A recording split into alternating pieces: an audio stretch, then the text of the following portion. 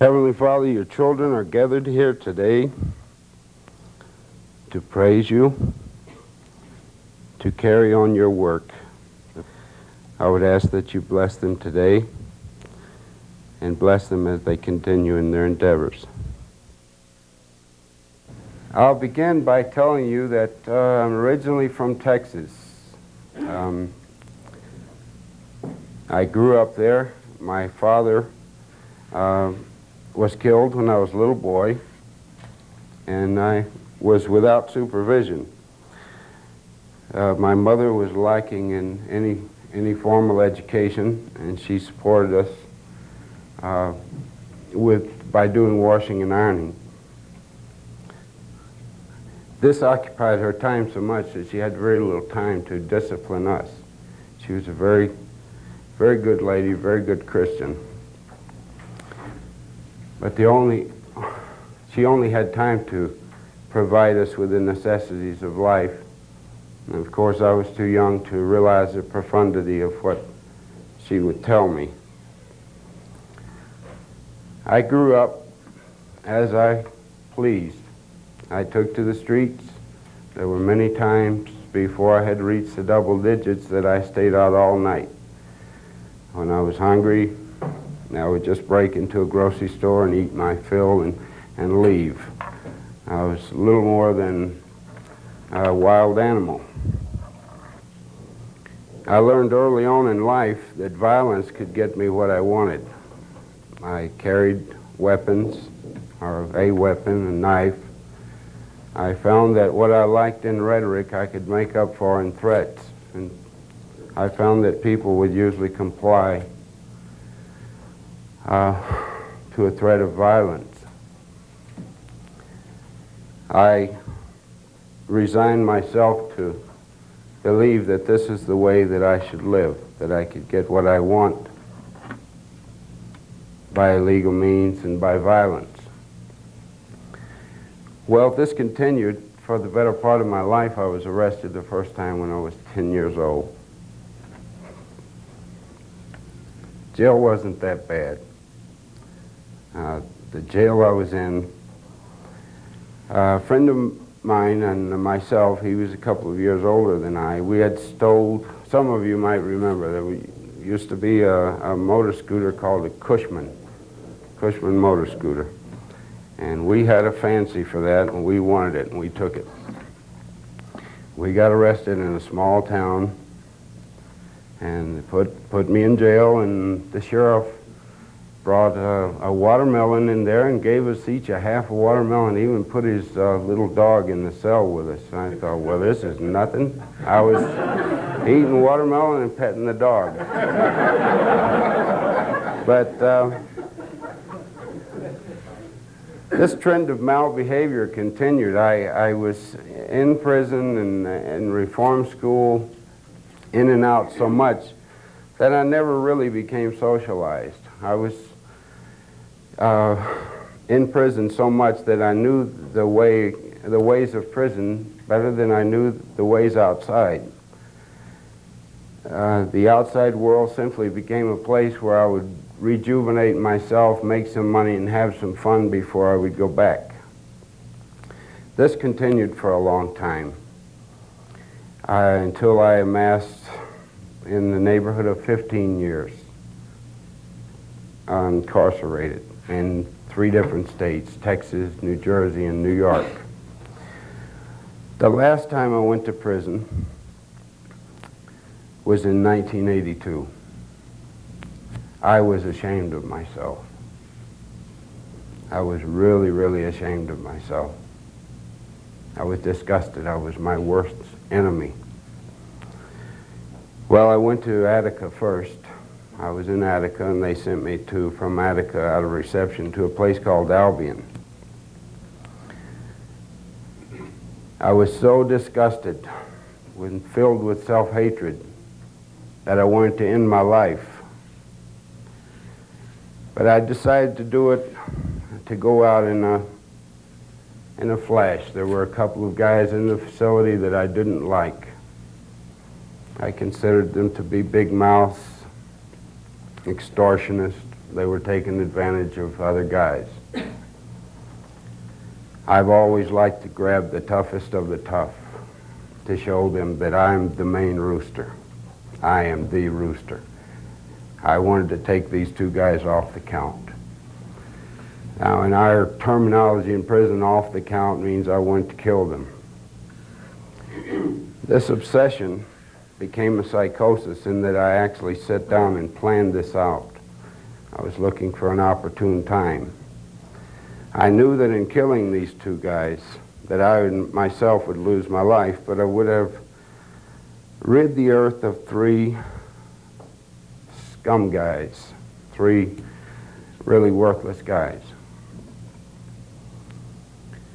Well, I was in the yard one day. It's probably a day or two after I had thought this out. I thought the mess hall would probably be the best place to do it, because when a fight breaks out in the mess hall, guys just scatter everywhere, and if you have any problems with any other guys, they're usually settled in the confusion. There's usually many disputes are resolved in the confusion. I was walking in the yard, and the chaplain came over to me. He called me over. He said, "Paul, come here." I walked over. He said, "I would like you to make a Kairos weekend." I said, "What are you talking about?" He said, "Well, there's a program coming in. I'd like you to get involved in it." I said, "What is it?" He said, "I can't tell you." And he said, "I can't describe it. Just tell me you'll go." He said, "There's good food, stuff."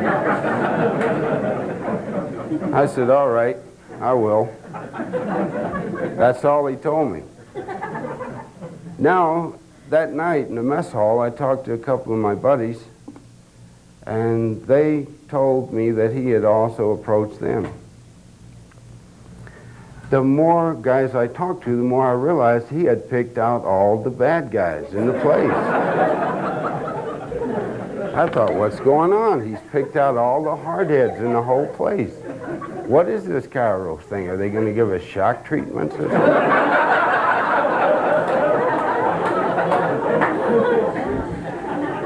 Well, the day of Kairos came, and the fellas came in from the outside, and I'm telling you, they were frightened. They went in the chapel, and they were sitting around, folks like yourself, and we walked in, and it looked like the Purple Gang coming in there. I'm telling you, we didn't know what to expect. We walked in there. Immediately, I realized what was going on. Aha, Christians.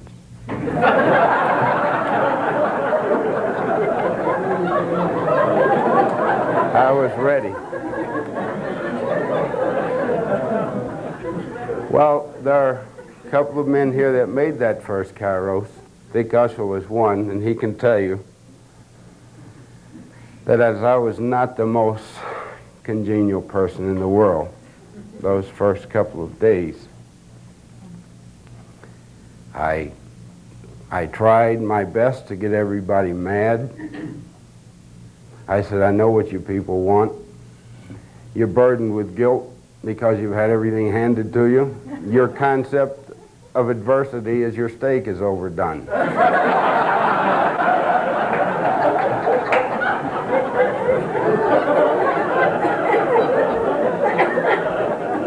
Well,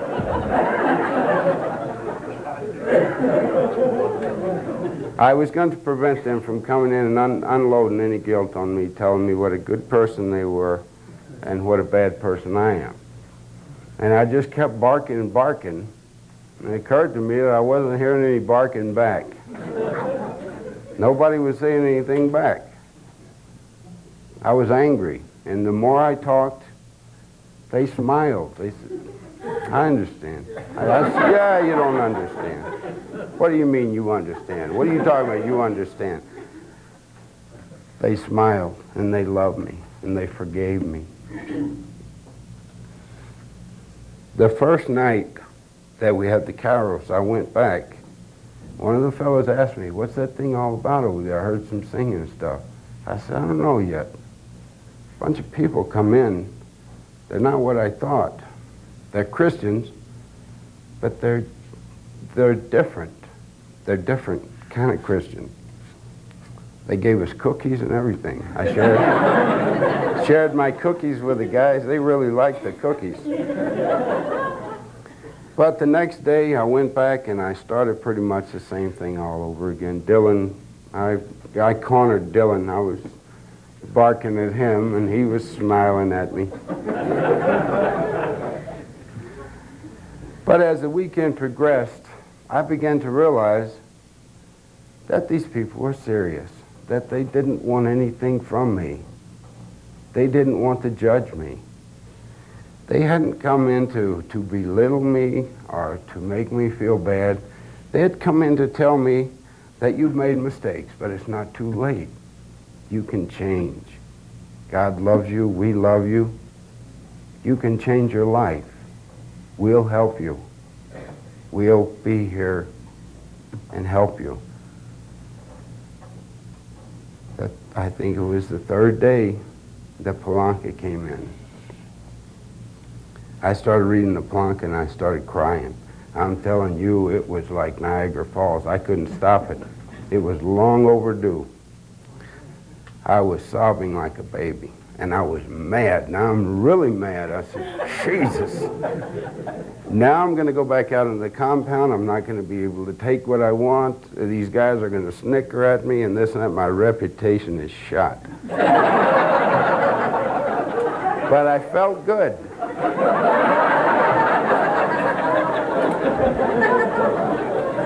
I really felt good. I can honestly say, for the first time in my life, I felt like this enormous weight had been taken off of me. Have you ever been in a situation where afterwards you sit down and your brain is warm and it's numb? It's almost like, I don't know how to explain it. I went back that night to my barracks and I sat down and I was just mesmerized. I was thinking, but it wasn't thinking. I was just, something was going on. A transition was happening. I started reading the Bible. I opened the Bible, and I was ready to punch the first guy that come over and said something to me. But I started reading the Bible, and I started reading Proverbs. It said, my son, if you'll follow my ways and do what I tell you, you will be happy, this and that. And it was like getting a letter from your father. The more I read it, the more I thought, wow, I wonder why I never took time to read this. There's so much wisdom here, so much understanding. He knows exactly how I feel. I realized then that there was hope, that I could change. I was beginning to feel good about myself. I began to look at guys that I really didn't like at all. It just angered me to get around them. I began to see them in a different way, as frail, frightened human beings, people that needed to talk, that needed to be touched. Well, needless to say, I abandoned my deranged project that I'd been putting together just before Kairos. Inside me was beginning to grow a deep hunger, a need to do something to help others. And I began to think. I went off and became a recluse of sorts. I would sit by myself and I would think, when I get out, I'm going to help people. I'm going to keep people from coming to prison. I'm going to tell them about Christ. And it occurred to me, this is the nature of my talk, discovering Christ in prison. It occurred to me that I was in a tomato field looking for something to eat. I was in a place where guys were lost and forlorn and lonely. They needed Christ. I set out in my own novice way to try to befriend guys, to talk to them. It was very uncomfortable at first to go from being a guy that's feared to being a guy that is almost, you know, slap him, he won't do nothing, watch, really, slap him, that sort of a thing. It was difficult. But I discovered that when you have Christ in your life, don't plan to do something next week. Next week I'm going to go and help this person or help that person. I learned that you help people where you find them. Christ will put you in situations. Don't question. Don't second guess God.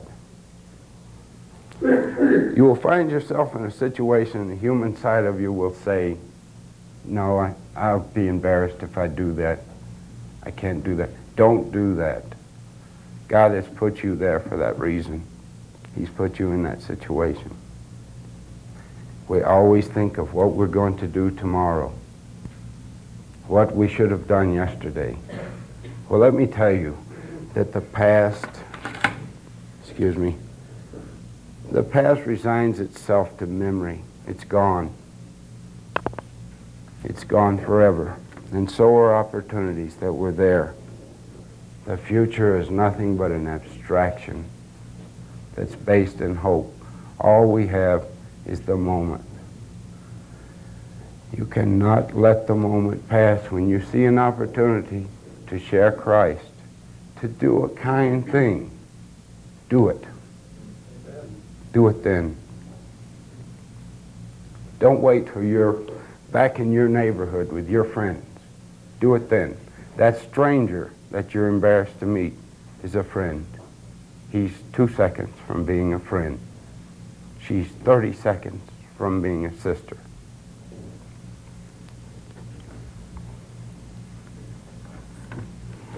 I'm going to conclude this. I would just ask that you all continue the work that you've set out to do. I commend you all for what you've done to date. It's a very worthy cause. The men and women in prison need you. They need Christ. They need to know that someone cares. I suppose that's all I have to say. I want to thank you all very much for having me here. I want to thank Dick Usho for bringing me here and incidentally scaring me to death. It's my first time I ever flew, and Dick scared me to death. But I thank you all, and I love you all, and so does God. We love you.